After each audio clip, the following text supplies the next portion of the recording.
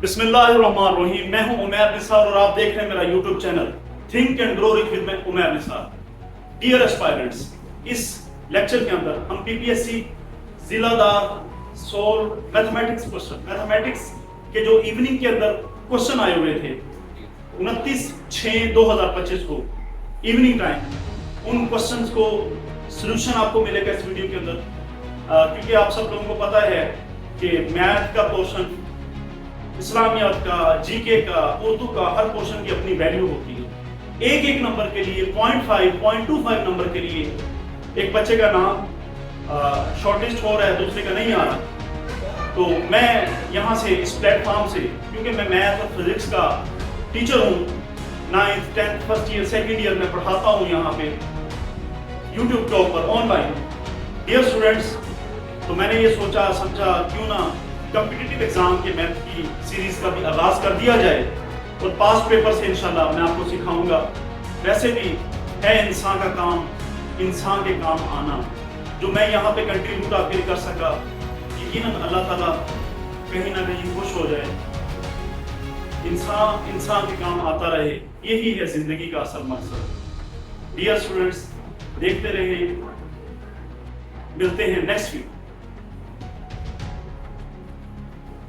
जी तो dear students, question number 1 हम हल करते हैं जो मैथ के अंदर आया हुआ था। सारे बच्चे चेक कर लें कि हमारे पास ये 0 1 है, ये 10 और -5 है। इन दोनों के दरमियान इसकी लेंथ क्या होगी? तो लेंथ का फार्मूला है, अभी सारे बच्चे चेक करें क्या होगी। ये x वाले में से ये वाला माइनस कर देंगे, यानी पहली टर्म में से पहली टर्म माइनस करें, 10 - 0 इसका स्क्वायर प्लस इसमें से ये माइनस कर दें, -5 -1 इसका स्क्वायर। एक फार्मूला है, बड़ा बेसिक सा फार्मूला है लेंथ को कैलकुलेट करने का। तो 10 - 0 इसका स्क्वायर प्लस -5 -1 का स्क्वायर। अच्छा, ये सब जानते हैं 10 में से 0 क्या 10, -5 और -1 -6 होता है।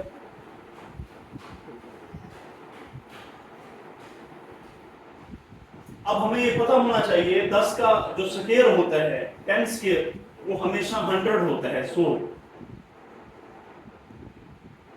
जमा। अच्छा, माइनस की ताकत 2 आ रही है, माइनस का मुरब्बा आ रही है, माइनस का स्क्वायर है, आंसर हमेशा जमा रहेगा। ये बात आपने हमेशा याद रखनी है। तो -6 का मुरब्बा 36 आएगा जमा का, कोई माइनस आएगा ये। अच्छा, 100 36 को जब ऐड करेंगे हम तो ये बन जाएगा 136।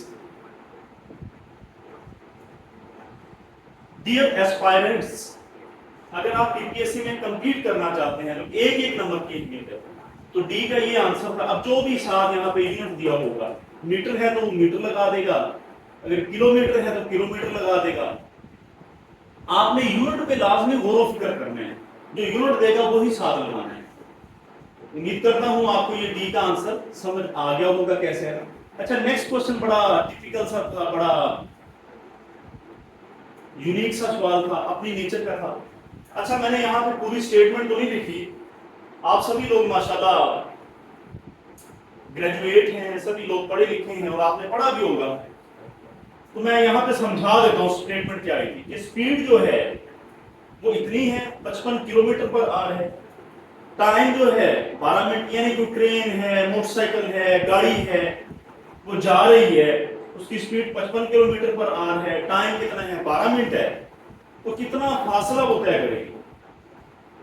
3 चीजें हैं जी, हम जानते हैं, हमें पता है, हम शुरू से पढ़ते आ रहे हैं 9th 10th क्लास में कि फासले का फार्मूला होता है S = VT।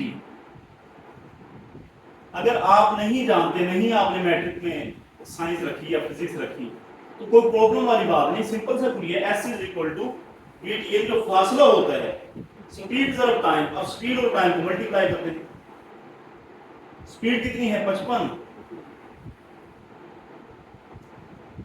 अच्छा टाइम कितना है 12। अच्छा, यहां पे मसला है जी,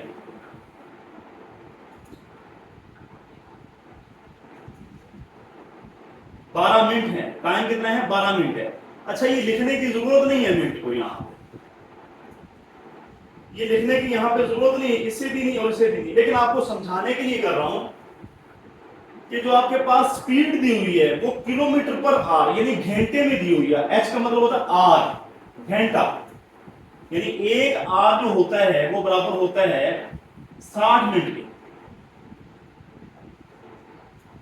स्पीड किलोमीटर आर यानी घंटों में दी हुई है, ये देख लें, और जो टाइम है वो इस जगह पे मिनटों में। अब इधर टाइम मिनट में है, इधर टाइम घंटे में है, यानी ये तो फर्क आ गया जी। इधर टाइम जो है, वक्त जो है वो मिनट में। याद रहे जब भी आप हल करें आपके यूनिट सेम होने चाहिए, यानी अगर यहां पे घंटा जो है और आए तो इधर भी और आए। अगर ऐसा है तो फिर आपका आंसर आ जाएगा, वरना फिर आप चाहे कैलकुलेटर चलाते रहे चाहे सर्वे करते रहे आपके पास जवाब नहीं बनना जी। तो क्या करेंगे, इस मिनट को हम घंटे में बदलेंगे। कैसे बदलेंगे देखिएगा सारे बच्चे, 1 आवर इज इक्वल टू ये 60 इधर बटे में आ जाए, यहां पे क्या रह जाएगा मिनट। अब ये मिनट स्प्राइट वाला मिनट नहीं है, ये मिनट वो घड़ी वाला मिनट है। तो एक मिनट की कीमत कितनी आ गई, 1 आवर बटा 60। आप इस एक मिनट की वैल्यू यहां पे लगा दें, आपका आंसर आ जाएगा। तो मैं यहां से मिनट को मिटाकर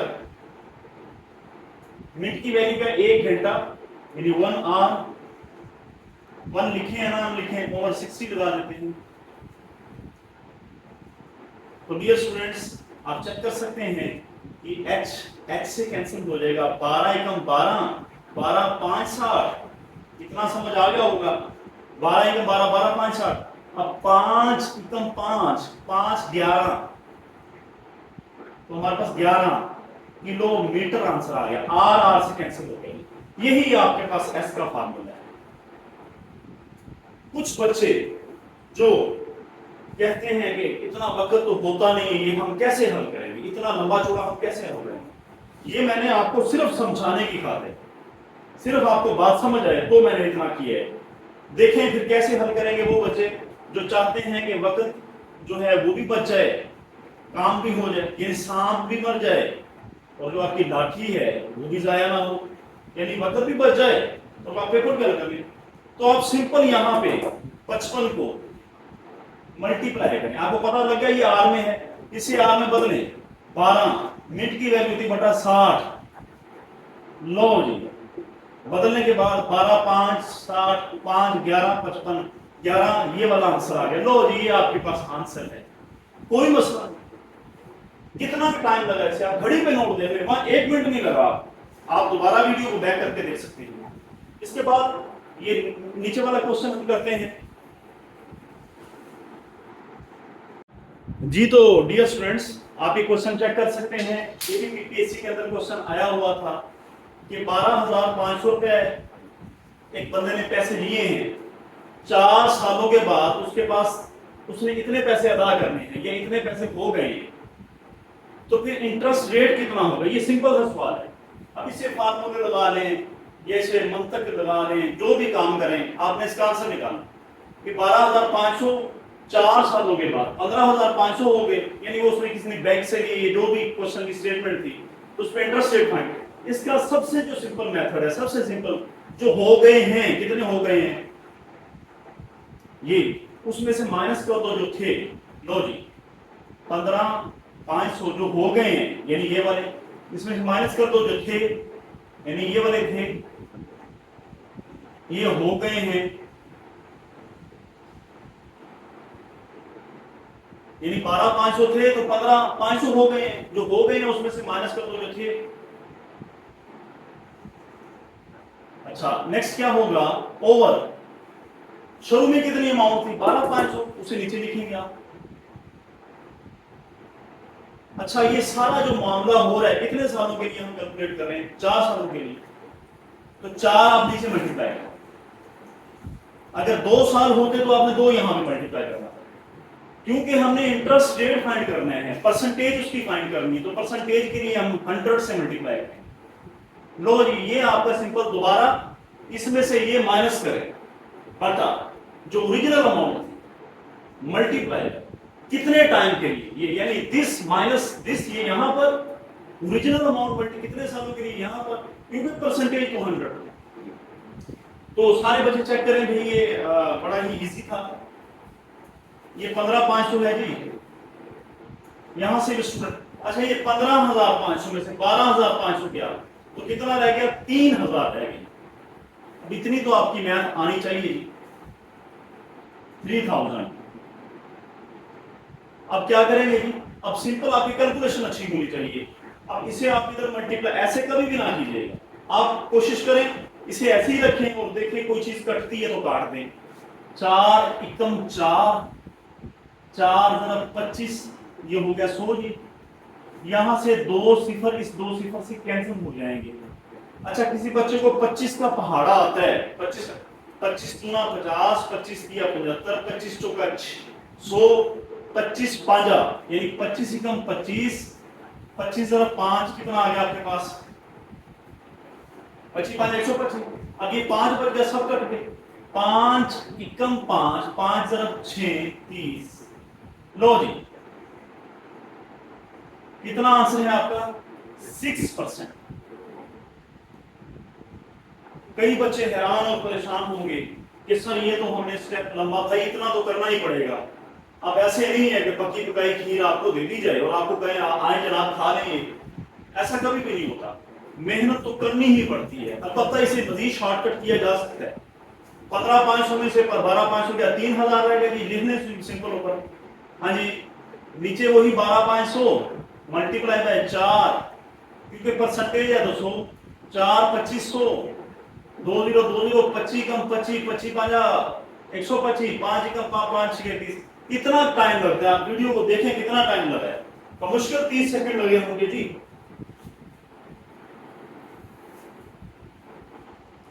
अच्छा वेरी इंपॉर्टेंट जी, ये वाला जो क्वेश्चन है 12,500 से 15,500 वाला, ये रिपीटेड क्वेश्चन है। इससे पहले असिस्टेंट का पेपर था हाउसिंग डेवलपमेंट के अंदर, हाउसिंग डेवलपमेंट अथॉरिटी के अंदर असिस्टेंट का पेपर, तो वहां से ये सवाल आया हुआ है। अब खुद देखें, जिस बच्चे ने वो पेपर दिया होगा और बाद में आके ये सवाल जहन नशीन कर दिया होगा, बार बार किया होगा, तो वो कैसे इस क्वेश्चन को भूलेगा। यहाँ पे ये 6% है, साथ ही भी आपने याद रखना है, वो कैसे भूलेगा सवाल को। डियर स्टूडेंट्स, जो पीपीएससी का कॉम्पिटिटिव एग्जाम का जो इन्वायरमेंट है, 0.25 नंबर पर जंग हो रही है, 0.25 नंबर पर कंपटीशन हो रहा है। 0.25 से एक बंदा जो है वो इंटरव्यू के लिए सिलेक्ट हो रहा है और दूसरा नहीं हो रहा। तो डियर स्टूडेंट्स, ये वीडियो आपके लिए है। यकीन जाने अगर आप इसे साथ साथ तैयार करते हैं, अपने पेपरों को, अपने वीकनेस और स्ट्रेंथ्स को देखते हैं, तो फिर कोई मुश्किल नहीं है। इजीली एक दिन ऐसा आएगा कि आपके हाथ में कॉल लेटर होगा और इंशाल्लाह आप सिलेक्ट भी होंगे। मैथमेटिक्स की मैं सेपरेट वीडियो के ऊपर इंशाल्लाह काम शुरू कर रहा हूं, तो बने रहिए, जुड़े रहिए। तमाम पास पेपर्स की वीडियो को हम अच्छे तरीके से समझेंगे। अभी करते हैं हम नेक्स्ट क्वेश्चन जी। तो डियर स्टूडेंट्स, डियर एस्पायरेंट्स, आप चेक कर सकते हैं, ये सीरीज पूछी हुई थी, बड़ी ही टेक्निकल काम था। 3 6 9 18 45 126, बड़े लोगों ने बहुत सारा जोर लगा दिया इसका क्या आंसर आएगा, लेकिन टेक्निकल थी। मैक्सिमम जो स्टूडेंट्स थे, मेजोरिटी जो थी, यहाँ पे गलती कर गए। अच्छा कोशिश करते हैं हम, पहले 3 है हमने लिख लिया 3। अच्छा 6 को हम लिख सकते हैं 3 + 3। हमने यहाँ से वो फार्मूला ढूंढना है कि कैसे ये सारी सीक्वेंस की टर्म्स आ रही है। अच्छा दूसरी टर्म चेक करें, 9 को हम लिख सकते हैं 6 + 3। अब चेक कर सकते हैं 6 + 3, तो 6 + 3 कितना हो जाएगा, 9 हो जाएगा। तो डियर स्टूडेंट्स, आप चेक कर सकते हैं, जब हमने ये सेकंड टर्म लिखी, यहाँ पे ये 6 है, इधर ही 6 आ रहा है, डेट 6 और ये 6 में कितना ऐड करेंगे, 3 ऐड करेंगे तो 9 बनेगा। इसी तरह अगली जब 18, जो हमारे पास ये वाली टर्म थी 18, हमने यहाँ पे लिखा, तो 18 कैसे लिखेंगे, ये 9 है यहाँ पे, ये 9 यहाँ पे आ रहा है, 9 के अंदर कितना ऐड करेंगे, 18 बनेगा वो। 9 के अंदर साफ जाहिर है 9 और ऐड करेंगे, यानी 3 की ताकत 2, यहाँ पे 3 की ताकत 1 थी, यहाँ पे 3 की ताकत 1 थी, यहाँ पे 3 की ताकत 2, कितना हो जाएगा 9 और 9 कितना हो जाएगा 18। इसी तरह ये 45 है, यकीनन आप समझ जाएंगे। ये 18 यहाँ पे हम लगा देंगे, अब 3 की ताकत बढ़ रही है, चेक कर सकते हैं। 3 की ताकत 2 है, तो यहाँ पे 18 में कितना ऐड करेंगे? 45 बनेगा। तो 18 में 27 ऐड करेंगे। 27 को आप क्या लिख सकते हैं? 3 ज़रब 3 ज़रब 3, 3 की 9 की 27, तो यहाँ पे 3 की ताकत 3 लिखेंगे। अब हमें इतनी बात समझ आ गई, पावर बढ़ रही है आपके पास, पावर इज इंक्रीजिंग। तो ये 18 यहाँ पे ऐसे दोबारा 9 को लिखा 6 + 3, आगे क्या 18 जो है ये वाला नंबर, इसे कैसे लिखेंगे? ये 9 यहाँ पे आ जाएगा, प्लस कितना लिखेंगे? 3 की पावर 2, वो 18 बन जाएगा। आगे 45, तो ये 18 हम यहाँ पे इसके अंदर कितना ऐड करेंगे? 3 की 3, यानी 3 की पावर 1 है, फिर 2 ये बढ़ने लगी यहाँ से। 126 को कैसे लिख लेंगे? ये 45 को यहाँ पे लिखेंगे, प्लस 3 की ताकत कितनी हो जाएगी? 4 हो जाएगी। 3 की ताकत 4 का मतलब क्या है? 3 ज़रब 3 ज़रब 3 ज़रब 3, 81। 3 की 9 की 81, 81।